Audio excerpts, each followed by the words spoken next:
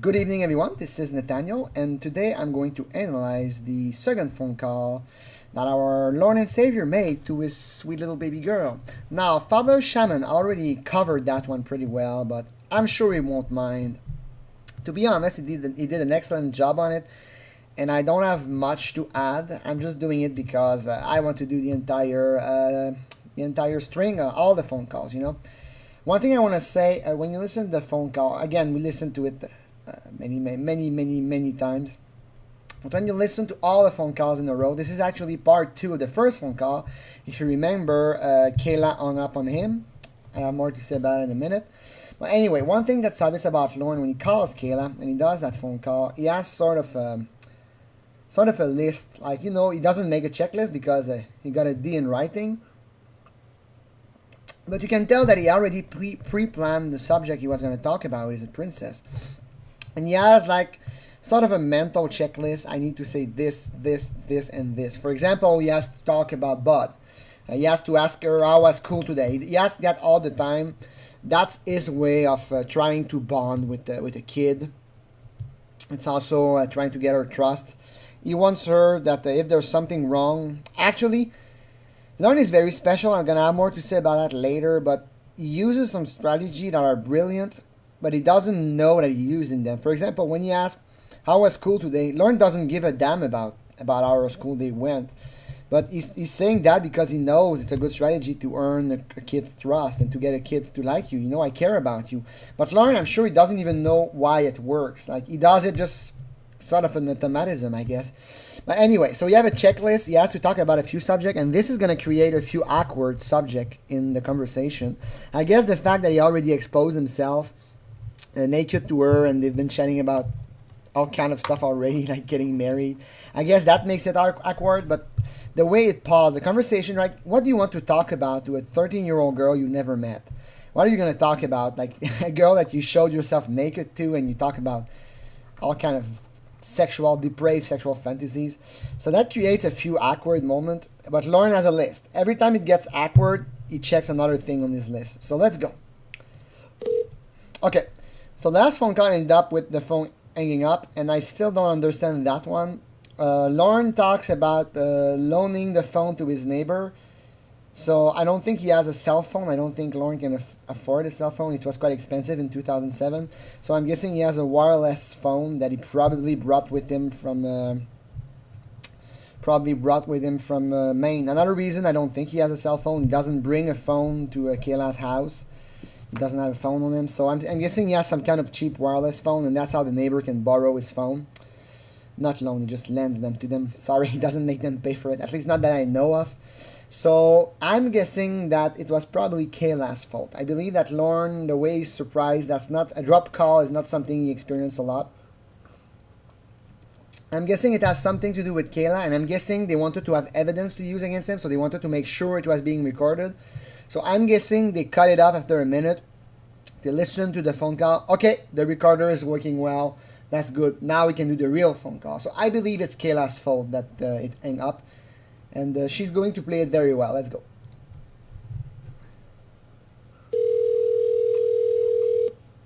Hi. Hi. I'm sorry. That's okay. Did you phone that? Okay, so now Kayla will say I'm sorry. This is another point. And I'm going to make a full long video on it. Kayla is a child that has been broken. She has been broken by her parents, and that's quite obvious when you read the Lornography, but also her personality. And she's been taught, she's been trained by her parents to be the perfect little doll girl, She's been molded to be that. Like, she's been conditioned to be, no, you're our daughter, you said that way, you think that way, you say that. And one thing that's obvious is how often she's apologizing. Of course, Kayla doesn't exist, but the decoy plays that kind of child. A child is extremely submissive and broken. She's a child that is starved for affection. And I have to say this, when you do that to a child, you create a perfect target for a predator. And these guys, that was like the 12th investigation they did with Dateline, and they did more without Dateline. At this point, they knew how to play, the vulnerable child, and they played it extremely well. I believe that this phone call is perverted justice at its best, and Lorne is going to bite like he would bite the last The last bite of a mac and cheese bowl. On you or something? Your phone dying on you. I didn't know if you were. That's kind of a blame. Like, let's say somebody hangs on you. You're not gonna say like, say we call back. You're not gonna say like, did your phone hang on you or something? You say, oh, was there some kind of technical issue? Like, he's really blaming her, and it's kind of implied that if your phone died on you or something, like, you didn't want to hang up on me, Kayla. You're not going to hang up on me, you know? I'm Lorne. I'm important. Your phone died on you. It's not because you wanted to hang up. And that's quite special for him. Like, did your phone die on you or something? I'm guessing it's sort of the patois of the country. But let's say you're talking to someone, the phone hang up. Your first reaction will be, oh, there was some technical problem. But to put it on her fault, like, did your phone die on you? I mean, that's not the only explanation. That's the only explanation that jumps to Lorne. Like, he doesn't want to admit that it's possible that Kayla hung on him, you know, hung up on him. Anyway. On me or not, so I don't know what happened. I didn't hang up on you. I wouldn't hang up on you. Promise? I promise. You're too much of a sweetheart. Okay, he's going to repeat. You know, he has some keywords that he plays, and he's trying to be nice. That's Lorne trying to be nice right now. He's really trying to groom her. He knows he's in a sort of a precarious position right now. They haven't been talking for very long, and he knows Lorne is not completely stupid. He knows that so far it's just the internet stuff. And he knows also that his voice is probably one of his best assets. Durango Mango said he was a charming man in person. I believe that. I mean, I was looking around, I was watching a news report today, and it was a child molester, and he was dating a really hot chick. Like, the guy had molested a kid, and he was dating a super beautiful woman. I would have more to say about that, but I'll skip it for now. And the way the guy was very good talker. He was a very smooth, very sway, very confident. And that's what Lorne does. And Lorne knows that this is his best asset. And he uses it to perfection. He's very good. Like, you're too much of a sweetheart. That would be great. But it's not like you would talk to a woman your age. Like, let's say you're dating a woman that's the same age as you. You're too much of a sweetheart. You wouldn't say that to a girl your age, I think. Especially you never met her. That's not a bit weird. So he's using a bit of a, I'm going to use the word again, but it's an avuncular, meaning he acts like, you know, like Santa Claus. Basically, like, if you don't know what avuncular is, and I probably messed the pronunciation, A-V-U-N-C-U-L-A-R, like, they use that word to describe, for example, Ronald Reagan, saying he was avuncular. Anyway, that's like Santa Claus. Like, he has a kids on him, and you know it's Santa Claus. The kid's like, oh, it's Santa Claus, it's so cool, I get it. And the Santa Claus is gonna go and say, you're too much of a sweetheart. And that's great, that's cute. But when you know what he has in mind, that's less cute. Thank you. My precious little princess. A key line here, and look how he put the emphasis of my.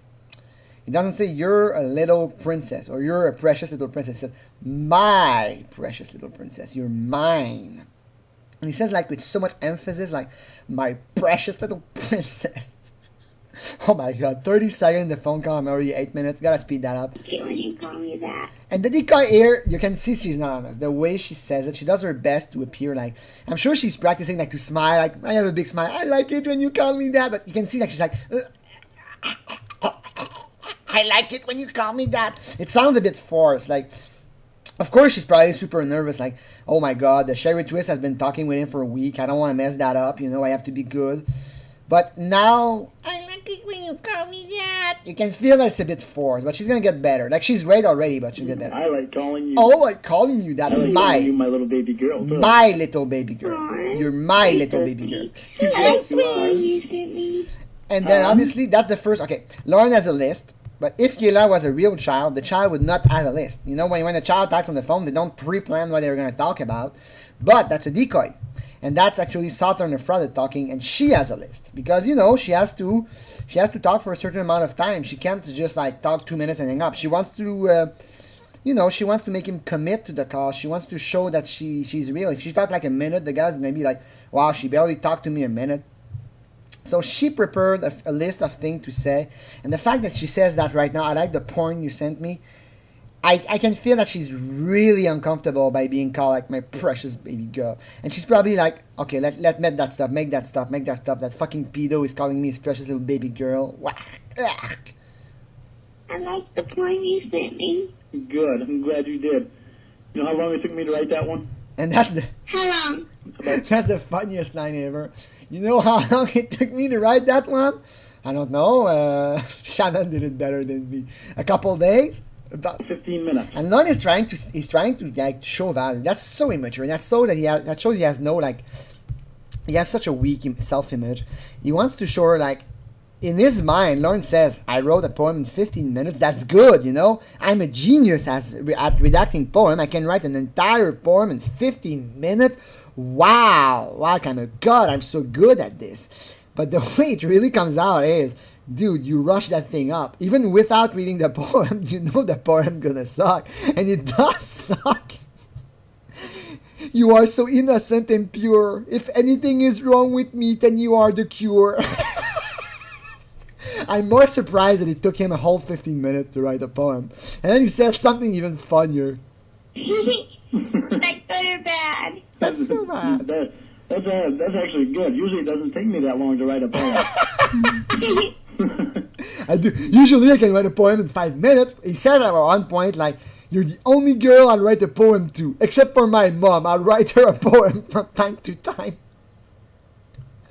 When I write a poem to my mother, it usually takes me far less time. Like, this is so nonsensical. He wants to show that he applied himself and he's acting like 15 minutes. Wow, you spent a whole 15 minutes writing something for me. Wow. Like when I had a girlfriend, like a long time ago, I remember for her birthday, I spent like 3 days writing a poem.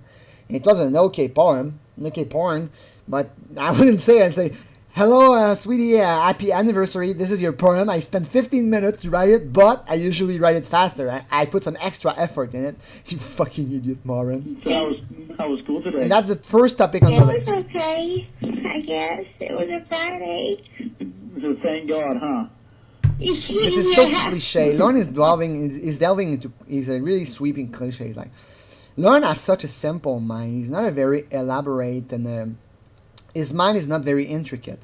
It's a very simple mind. It goes from A to B. So now he goes, it was a Friday. Thank God, huh? This is like superficial. It's like a fake conversation. That's like the kind of conversation that would not pass in a sitcom because it's too artificial. Like, it's too cliche. It's like a trope. Like, it's Friday. Thank God, huh? Like, that's like, it's like he's not even there at it point. I'm guessing Lorne is talking on the phone.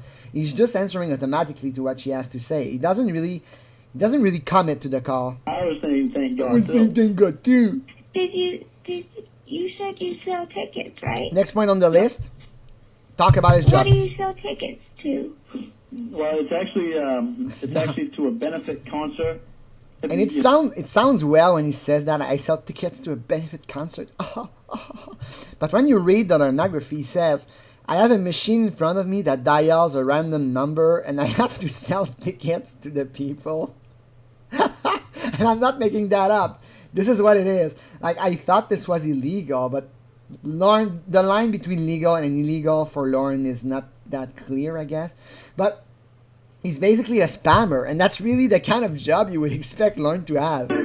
Have you ever heard of the Beatles? What a dumb question. Of course she has. Who hasn't heard of the Beatles? Even a 5-year-old kid. The Beatles, everybody know where they are. Their songs are still playing on the radio all the time, and they're great. I personally love it. But the way he says that is, again, taking a moral superior stance. If you listen to my How to Groom a Child episode 4, he acts as a knowledgeable expert. Like, oh, have you ever heard of the Beatles? I have heard of them. I know them. I'm good at that. And he acts, the way he says it, like, oh yeah, I sell tickets. Oh, what do you sell tickets to? Have you ever heard of the Beatles? You know, he's trying to present like, wow, this is so prestigious. You sell tickets to the Beatles show. Wow. Marry me, Lorne. I think so. The girl's probably laughing like, who's that moron? Tickets to a band that looks and sounds and dresses exactly like the Beatles used to dress. Uh-huh. It sounds exactly like the Beatles used to sound. Wow. That's what the tickets are for. This band is played for the Queen of England and Wow, I feel special. Wow, have you ever seen him play? And then he says, I've seen him on TV, but I haven't seen him play though. I haven't seen him in person. Are you going to? No, I'm not gonna. and the way it goes, the decoy, honestly, she doesn't give a shit about him. And she does say, like, on the forum, like, I'll never be able to hear Heartland the same. But you can see that she really doesn't really care about him, and she's not totally listening to him. Maybe she doesn't understand. So he says, oh, I sell ticket to a group, blah, blah, blah. And she says, have you seen them play? So to her, it's kind of a simple association. Like, oh, you sell ticket to a band? You must have watched them, right? Like, this is what most people would say. Like, if you sell tickets for, I don't know, U2, like, that's normal. You sell tickets for U2, you probably, you probably had a rebate on some tickets and you bought some for yourself, your friend, and you went out, Like, when you sell tickets, you have usually you have a credit for some of them on sale. Some people, like cashiers and all, they get like specials. So I guess it's a normal question, but if she had listened carefully, you already know the answer that Lorne, how could he afford a ticket to that? He can't even afford, like, this is the guy who couldn't afford to go back and forth and back and forth. He didn't have enough gas in his truck for that. And now he's supposed to go to a show, to a group. Like, he can't even afford the ticket he's selling. But then he says, nope, I'm not gonna. That was a line that really stuck with me, like, the way he says, are you going to? Nope, I'm not gonna. You can see that this is not a topic that he wants to broach. Like, he doesn't want to talk about it. I bet he feels shameful, but he tries not to admit that he probably could not afford a ticket to see them play. For him, that's embarrassing. Oh, okay. Okay. Look at how artificial the conversation is. Are you going to? No. Okay. This is like a call. If it wasn't for Lorne, you would fall asleep. Like, both people, you can feel there's no chemistry in the call. They're totally unconnected, and it's not really going anywhere. The decoy tries, like, she's like, wow, they played for the Queen of England, but her reactions are so artificial. I wouldn't really buy that this is a conversation between two people that enjoy talking to each other. Lorne buys it, but from an outsider point of view, nah. Guess not. Guess not. You sound so sweet. That's the second point on his list. Now he compliments her. You sound You're so so sweet. welcome. You're so welcome. Thank you for letting me call. No, you're Thank you very for welcome. letting me call. Like, this is how submissive she is. Like, she has to ask permission to call him. And then when she calls him, thank you for letting me call. Wow. Now, honestly, if somebody told that to me, he said, you don't have to thank me. Like, I wanted to talk to you. Thank you for calling me. I mean, this is just weird. Like, the decoy plays her role very well. She plays a very submissive child. If I was Lorne, I would say, like, wow, that girl. And she's supposed to be 13, and she's like, she talks like she's been broken by her parents. And that she says in the Lornography about the abuse and the yell and, my mom is getting at me to go to bed. My dad is screaming at me. That's Kayla's life, basically. And it's really sad. Lots of kids are like that. Kayla is a child that has not been loved in a long time. Thank you for calling. You see, that's what he says. Like, How many this minutes is did you so get on your card? hard. Like, thank you for calling. Like, Lorne has the same reflex as me. Like, I'm starting to be afraid of myself now. And now he goes to his next topic. How many minutes? That's going to set up his joke. That's going to set up his joke. The next joke he made. 100? You got 100? You must really like me to want to talk to me that long. Good joke. That's a good joke, Lorne. You're good. And you can tell he just wrote that on a sheet of paper. Like, ask her how many minutes she has. And no matter what she was going to reply, I got 20 minutes. You guys really like me to want to talk to me that long. That was a pre-planned joke. Lorne is so good at this. It scares me, honestly. It kind of worked. I think she really laughed. I just picked up a card. Oh, really? You didn't notice how many minutes were on it? No, not You see the really. decoy shuts him down. Like, the decoy really laughed like, what the fuck is going on? Like, I just picked up. She should have played, like, she plays the kid. She's very good at being a decoy, but she could have been even better if she said, like, yeah, I do, my little baby boy, I don't know. And she could have said something a bit more flirty. She really plays the shy, she plays a shy child that is, like, vulnerable, and she does it perfectly.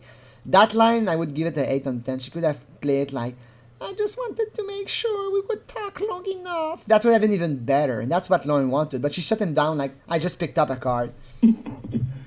Oh my God, you are so pretty. Compliment again. Now he's checking the list. I did compliment I her love voice. your eye. I did compliment the voice. I did compliment my precious princess. Oh my God, you are so pretty. And now I love your eyes. So he's checking elements on the list.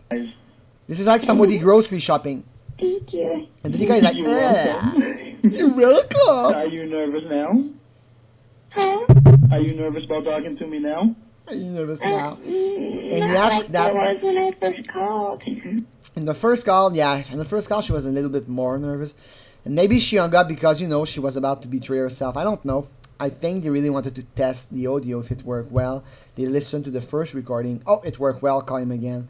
But when Lorne, are you nervous about talking to me now? Usually it's when nervousness spikes up for him. And when he asked that, he just said, you're so pretty, you have, I love your eyes. So he just gave a pretty strong compliment. That's a pretty strong compliment to a woman if you say that.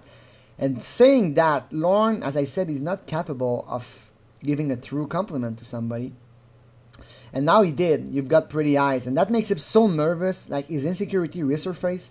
So he has to compensate somehow. So now he project the nervousness generated by the compliment he gave her. He project it onto her. Good. I'm glad you called back, because I would never hang up on you. Oh, that's not true, Lorne. Oh, that's not true. If you're mad at her, if you're mad and you're one, if you're, you know, you didn't call to wake me up, I think you could hang up on her, you liar. I just had to ask. Okay, well, don't ever think that, because I would never hang up on you. If we ever hang up, then it's something to do with the phone. It's not me hanging up on you. Okay. Okay. Okay? Uh-huh. She sounds like So a did you child. think about me today? Okay, now another topic, and I do broach the subject in my How to Groom a Child.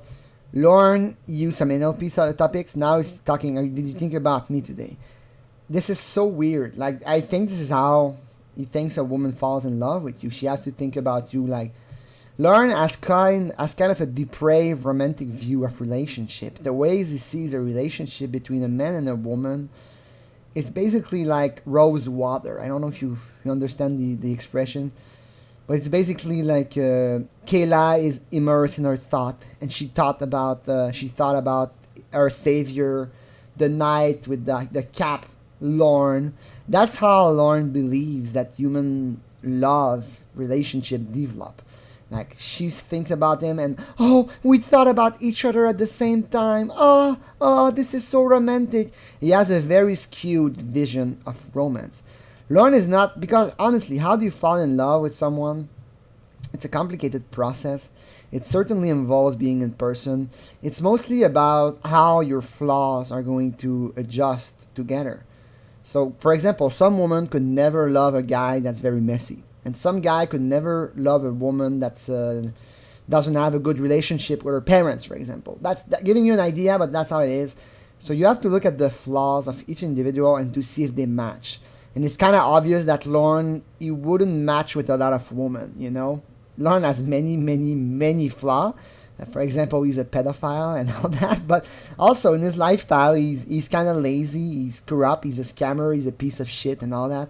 He could probably find a woman that matches his flaws, but I'm not sure that Lorne would fall in love with a woman that matches his flaws. So Lorne is stuck in a situation where even if he wanted to, even if he tried, he could never find a woman to date. Lorne is basically stuck in an impossible situation. He'll never find a woman that he can date and fall in love with because the woman that would match his flaws, he's not interested in them. He would reject them right away. The woman that he wants, aside from children, I mean, he wants children, that's not good already. But let's say that he could develop a relationship with an adult woman. The woman he's going to fantasize about and want are absolutely the kind of woman that do not want to approach him within 1,000 miles. Let's go on. Yeah. How much? Lots. Lots? Did you think about me? Of course I did. Of course I did. Did you get my offline? I thought about you all day. Yeah. Now Lorne is About that? he's oddly rational now. Did you think about me? And he feels attacked. You can see like he reacts like, of course I did. Did you get my offline? And now he gives evidence.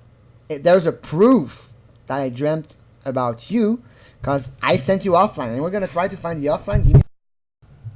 Alright, sorry about that. So this is where the phone call is going to happen. Like, are you nervous? A little. You don't have to, precious. And then it's hang up. What happened? Where's my precious princess? And now the second call is here. And it fits the duration. So about 10 minutes, 13 minutes between the two. So when he talked, did you get my offline? Before she logged in. Those are your offline. Good morning, my precious princess. Hope you have a good day and I'll talk to you tonight. And there's no if. I'll talk to you tonight. But more about that later. And actually that was like 4 days into Lornography. Not a whole lot. So he says that at 7 a.m. So 6:45 a.m. for him. He says another at 11:50 a.m. Hi, my precious princess. Just thought I'd let you know, check your MySpace, and also that I've been looking at 2 of your pics for the last hour and didn't even realize how long I've been looking at them until now. Oh, Lord. Then he sends another at 2:19 p.m. I miss my precious princess. Then at 3:51, hi, my precious baby girl. I just wanted to let you know, blah, blah, blah, leaving for work, blah, blah, blah. And now Kayla's going to work at 9:24 p.m. So did you get my offline? Those are the offlines. And there are some on MySpace that we pretty much lost. But this is kind of spooky. Like, it's borderline stalking. So Lorne is acting like, did you get my offline? Like, it's some kind of romantic shit. But it's actually pretty spooky. Like, I've been looking at 2 of your pics for the last hours and didn't even realize how long I've been looking at them. Lorne, this is just spooky. It's not romantic. What do you think about them? And you can feel that she's lost because that's not the same decoy that does the chat. So she has no idea. She has no idea what. Did you get my offline? Yeah, I did. What do you think about them? I don't know. Another decoy takes care of the chat. Like, what can she say? And she's a quick thinker. She says, you're so sweet. That's such a general statement. You pretty much know that no matter what offline he sent, chances are it's sweet. Well, at least Lorne think that is sweet. Like, to look at 2 pictures for the last hour, like, what? Try to stare at Kayla's picture for an hour, and I believe that he did. Like, he spent the whole morning, like, obsessing over her, and they've been talking for, like, 4 days. Like, that's September 21, but she's pretty good. She dodges the possible trap here, and Lorne doesn't. I know you are. You should say, okay, what did I say then? And then Kayla, the decoy, would be stuck like, I don't have my computer. Yeah, but you should remember what I said. You know, it's not that long ago. What did I talk about? So you could easily trap the voice decoy here. So what did you think about? Awkward. I'm kind of nervous. You was kind of nervous? She plays that. Good answer. Guess that nervousness is going away now, huh? Nervousness going away. Yeah. Again, he's projecting his own thought on her. I thought about you all day. Did you get the one where I told you that I stared at your picture for an hour? Did you get the one where I said I stare at your picture for an hour? Imagine you're the voice decoy. You don't know who this guy is. You know, he's been packing for 4 days. You're like, the fuck? You stare at my picture for an hour? Like, that's a pic of a kid, Lorne. And you know he didn't stare. He didn't just stare at the picture. You know what he did. I didn't realize that I stared at you that long. Wow. You're so pretty. That's so special. You are special. You're very special. That, we made a lot of fun of that line. It's a great line. The ways he says that is so good. Because imagine you're Kayla. Your 2 parents are abusive, and even today they're abusive. You know, they yell at you and they scream at you, and you know, my parents are yelling, my mom is screaming at me, where did you put this, Kayla? Where did you put this? And then that guy comes around, and he's kind of nice, and he compliments you, and then he says, you're special, you're very special. For a kid like Kayla, that works like wonder. Like, I'm surprised. I guess Lorne was really unlucky himself to fall in a decoy, because on almost any other kid, Lorne would have raped the kid easily. Because eventually he would become the only source of positive reinforcement for Kayla. And he would be able to do whatever he wanted to her. Like, Kayla wouldn't want to lose the source of her. You're special, you're pretty, you're beautiful, I love you, you're my precious princess. And she would feel obligated to do everything he asks. And Lorne knows that. That he knows, I'm sure of. That's why he's a sick piece of shit. Fuck you, Lorne. Can't believe the boys are such idiots at your school. That betrays so much insecurity when you have to blast some unknown boys that you don't even know, and you say, can't believe the boys are such idiots at your school. You don't even know them, Lorne. Yeah, they are. They're really stupid. A lot of boys are like that, though, huh? I guess so. You're not, though. Great job. The decoy really picked what he was trying to do. Lorne was trying to set up a little boy are idiot, though. I'm not. And the decoy really picked what he was trying to do. She's becoming a bit more comfortable now, and she picked up what he was trying to do, and she's like, you're not, though. And Lorne is really, yes. I just scored a point, you know. +1 for Lorne. Thank you. Thank you. And then the awkward silence. We're gonna stop here for the first part. I'll be right back for part 2 of the analyzing Lorne Armstrong conversation number 2. That's the best phone call.